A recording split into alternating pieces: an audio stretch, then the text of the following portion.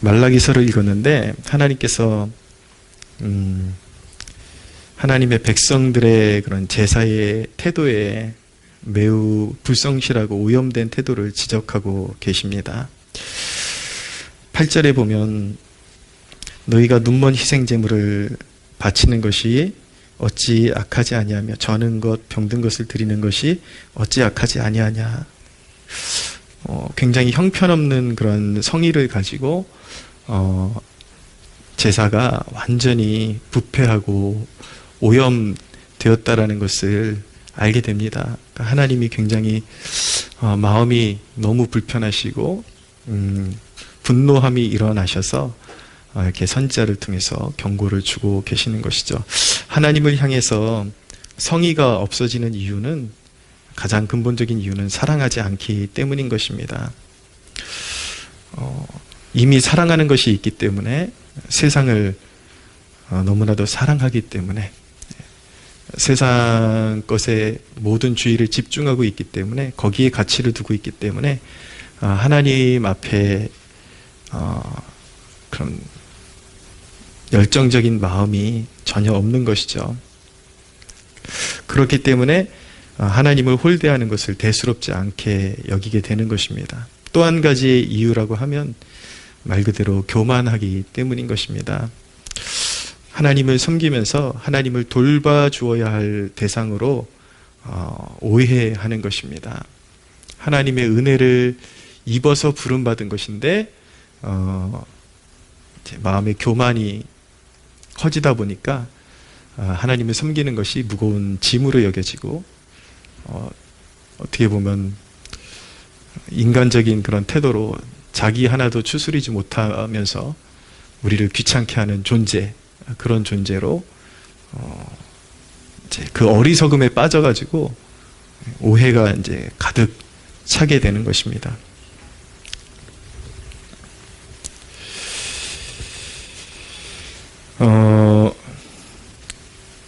여기에는 또한 자기 사랑이 녹아져 있습니다.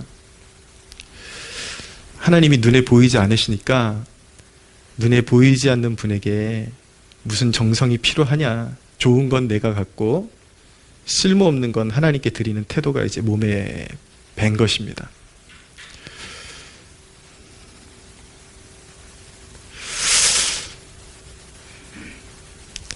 그러니까 말 그대로 교회 생활을 하는 거죠. 언젠가부터 교회에 이제 자기가 교인이라는 명분을 가지고 교회에는 나와야 한다라는 기본적인 그런 생각을 가지고 있지만, 하나님을 어떻게 섬겨야 되는 대상이라는 사실은 까마득히 이제 잊어버리고 그렇게 살아가는 것입니다. 그러니까 예배는 그냥 들렀다가 가면 되는 거지, 거기에 어떤 정성을 쏟아야 된다, 그리고 경외감을 가져야 된다, 그런 마인드는 전혀 가지고 있지 못한 것입니다. 그래서 대충 시간에 맞춰가지고 가서 그냥 내가 할 수 있는 성의 표시만 하고 자리만 채우고 나와주면 그게 예배인 것이지, 거기에 정말 하나님께서 기뻐하실 만한 내 마음과 정성을 담아야 한다라는 그런 어떤 의식은 전혀 갖고 있지 못한 것입니다. 하나님께 눈에 보이지 않는 분이니까 그냥 하나님은 뭐 아무거나 드려도 상관없고, 정말 필요한 것들은 다 내가 써야지 하나님을 챙길 여력이 어디 있냐, 그런 심상을 가지고 이제 하나님께는 눈먼 것, 병든 것, 이런 것들을 드리는 것입니다. 그것이 우리의 마음의 태도일 수도 있고, 시간적인 헌신일 수도 있고, 물질의 헌신일 수도 있고, 하나님 앞에 드려지는 그 모든 그 어떤 것일 수가 있습니다. 근데 우리는 그런 태도가 묻어있는 예배가 얼마나 우리의 자신의 영혼 그리고 삶에 해로운지를 고민을 해야 합니다. 9절에서 10절을 보시면, 만군의 여호와가 이르노라, 너희는 나 하나님께 은혜를 구하면서 우리를 불쌍히 여기소서 하여 보라. 너희가 이같이 행하였으니 내가 너희 중 하나인들 받겠느냐. 만군의 여호와가 이르노라, 너희가 내 제단 위에 헛되이 불사르지 못하게 하기 위하여 너희 중 너희 중에 성전문을 닫을 자가 있었으면 좋겠도다. 내가 너희를 기뻐하지 아니하며 너희가 손으로 드리는 것을 받지도 아니하리라.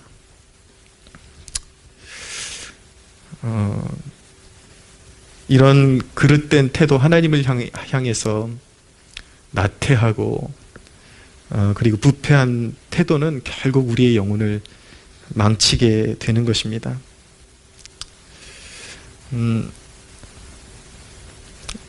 우리가 자녀들을 길러보면 자연스럽게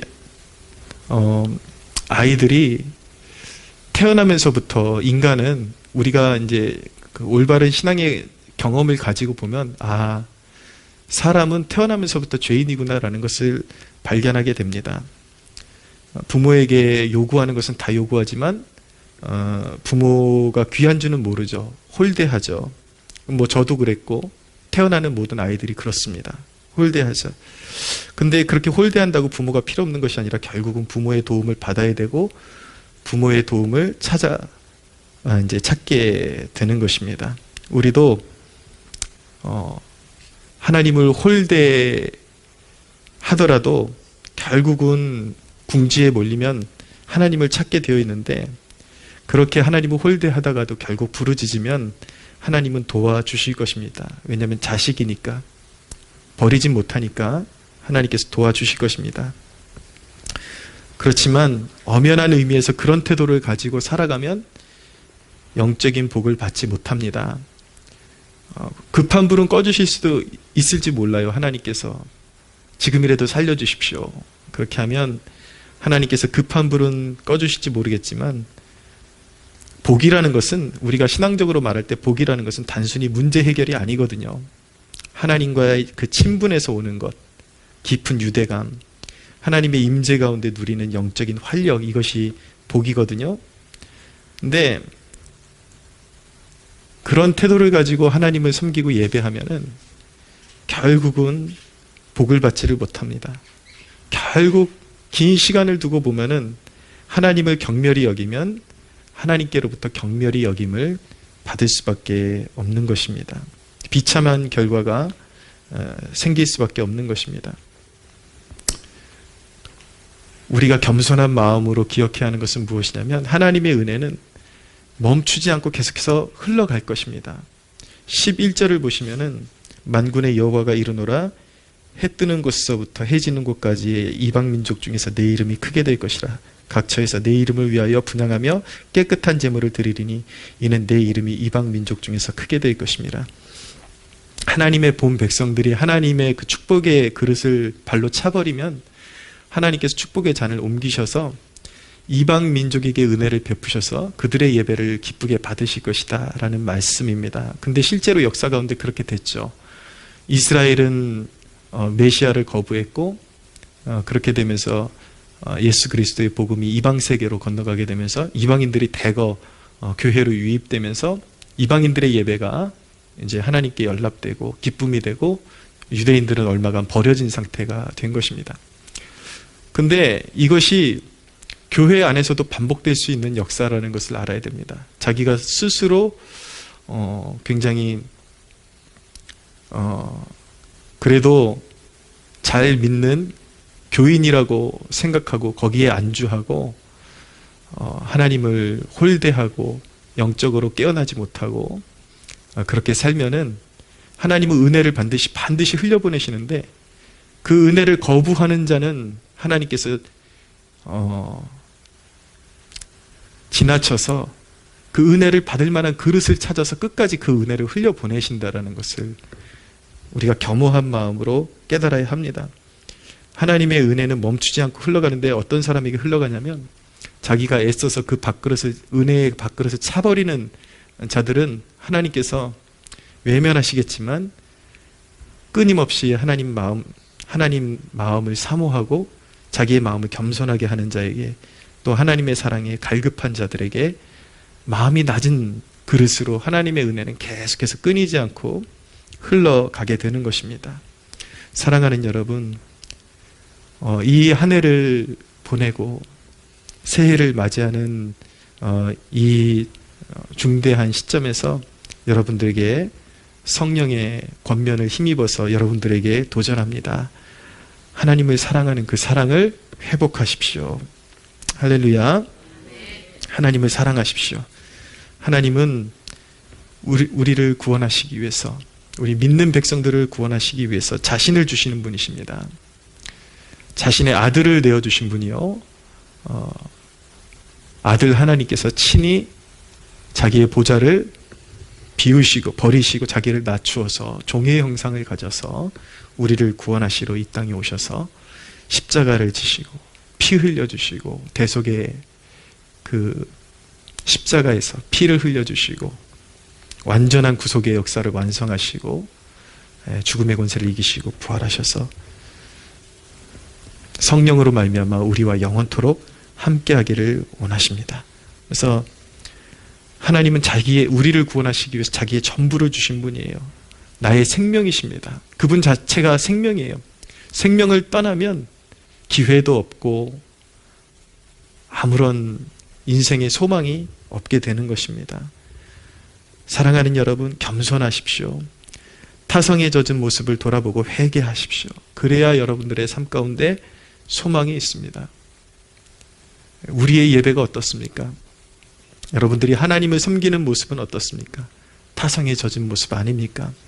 눈먼 것, 저는 것, 병든 것, 아무리 그럴듯한 명분은 다 있을 거예요. 바쁘다, 그리고 여력이 없다, 그럴듯한 명분은 다 있겠지만 그 그럴듯한 명분이 여러분들을 살려주는 것은 아닙니다. 여러분들이 하나님께 드린 그 열이 그대로 열매를 거두게 되는 것입니다. 그동안의 우리의 예배는 어떻습니까? 저와 여러분들의 예배는 어떠했습니까? 어떠한 모습으로 하나님을 섬겼습니까? 하나님을 섬기는 기회를 주신 것이 우리로 하여금 하늘의 복을 부어주시고 우리를 섬겨주시기 위한 그런 은총의 도구로서 우리에게 허락하신 것들인데, 우리는 오히려 하나님이 거추장스럽고 그런 것까지 내가 해야 돼? 그런 것까지 우리가 해야 돼? 이런 태도를 가지고 신앙생활하지는 않았습니까? 그래서 복을 받지를 못하는 것입니다. 사랑하는 사람의 환심을 얻고자 한다면, 여러분들 사랑에 빠져본 경험들이 있으시죠? 상대방의 환심을 얻고자 한다면 만나기 전부터 스케줄 조절하고 하잖아요. 내일 만난다, 이 사람 만난다 그러면 벌써 내일 어떻게 스케줄 뒤에 다 비워놓고 만나서 이렇게 내가 챙겨줘야지, 사랑하니까. 그리고 선물도 준비하고 가서 어떻게 해서든 상대방 마음을 사기 위해서, 사랑은 그런 거잖아요. 하나님께서 우리가 그 마음을 회복하기를 원하십니다.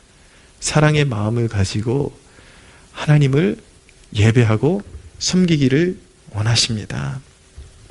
어저께 한 청년을 만났습니다. 운동을 통해서 만난 청년인데, 보통 청년들은 목사가 전화해서 신방 좀 하고 싶다고 밥 사주겠다 그래도 잘 안 만나주려고 그래요. 부담스러우니까 존재가. 근데 그 청년은 되게 특이한 청년이에요. 목사님 한 번만 시간 좀 내달라고, 만나고 싶다고. 그래서 만나서 제가 밥 한 끼 사줬는데, 대화 중에 그 청년이 그런 얘기를 하더라고요. 목사님 만나면 그 친구 말이에요. 그 친구 말.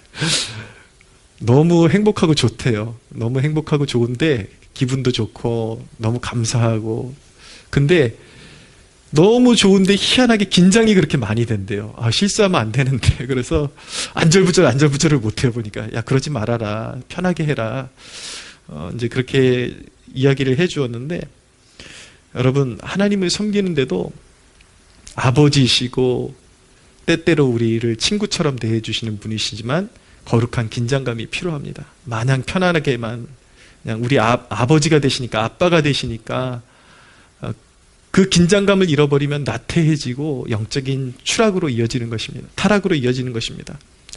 예배 시간에도 정신 바짝 차리고, 예배가 다가오면 늦으면 안 되지, 또 하나님을 섬기는데 내가 이렇게 준비 안 된 모습으로 그렇게 하나님 섬기면 안 되지, 그 긴장감을 가지고 평생을 섬겨야 그것이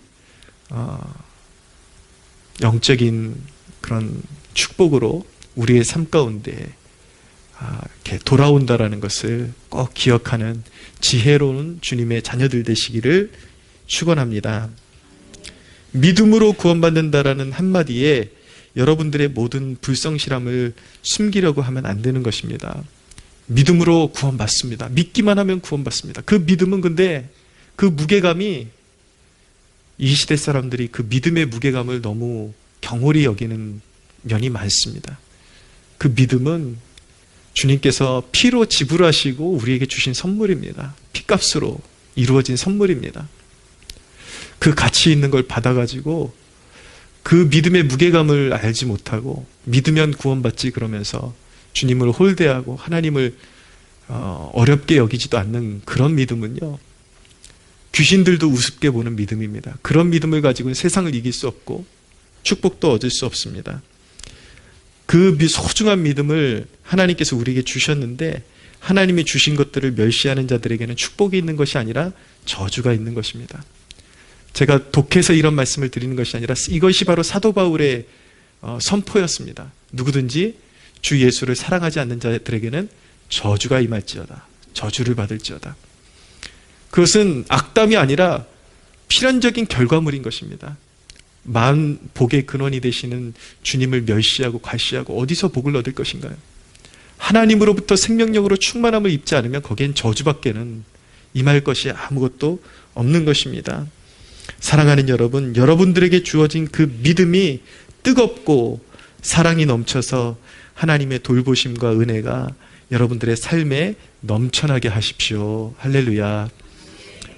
내년 한 해에는 뒤처졌던 그 마음을 다시 일으켜 세우고 다시 새롭게 함으로, 물론 한 해를 가다 보면 또 인간이 조금씩 뒤처지지만 그래도 출발점에서 각오를 단단히 하고 하나님 앞에 새 영을 부어주십시오. 그리고 한 해를 달려갈 수 있는 그 마음가짐과 각오에 성령의 능력을 부어주셔서 한 해를 무사히 달려갈 수 있도록 힘주십시오. 이 간구와 태도는 매우 중요한 것입니다. 이 간구함을 가지고 주님께로부터 성령으로부터, 주님의 성령으로부터 세상을 이길 수 있는 권능을 부여받고 한 해, 다가오는 한 해를 도전하고 승리하시는 저와 여러분들 되기를 예수님의 이름으로 축복합니다. 하나님께 영광의 박수 올려드리겠습니다.